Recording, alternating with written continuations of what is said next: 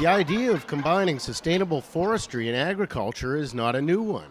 But on Moose Meadows Farm outside of Bushy Lake, they're putting the plan to action by producing delicious birch tree syrup.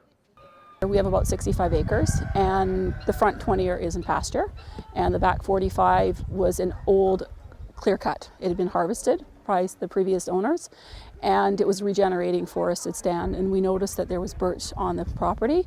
And rather than harvesting them and cutting them into dimensional lumber or flooring or something, we opted to look at them from a more sustainable standpoint and did some research.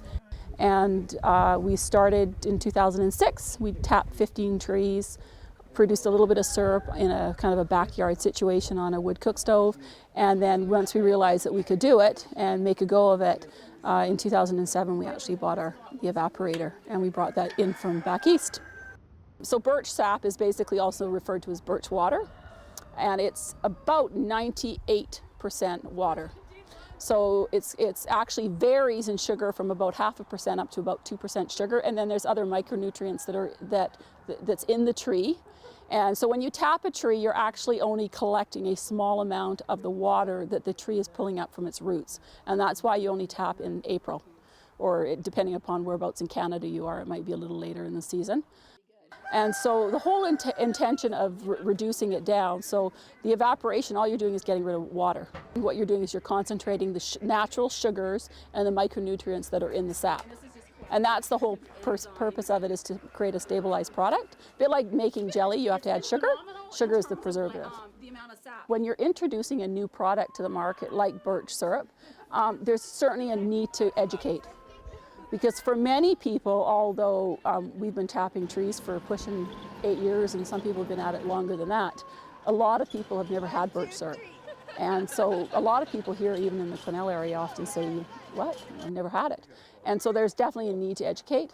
And so certainly sugaring off festivals like this allow that, that educational component.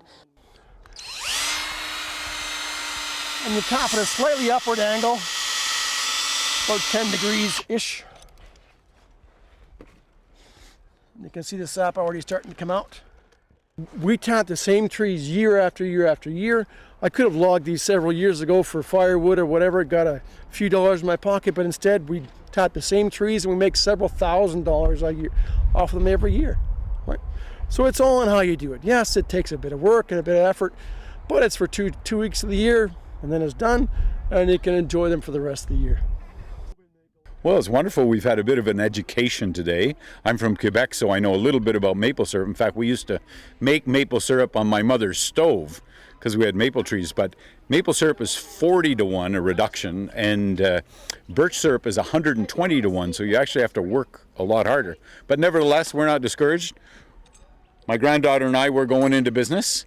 We bought our first spout. We're going to tap our first birch tree, and we're going to start selling it.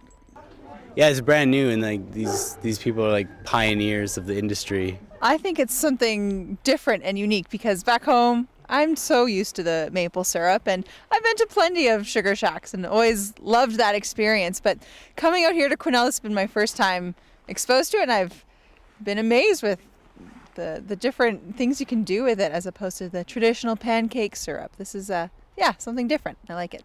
I really compliment Ted and Heloise on what they've accomplished here. It's amazing. So what do you think? It's good? It's delicious. What does it taste like? Birch. Mm-hmm.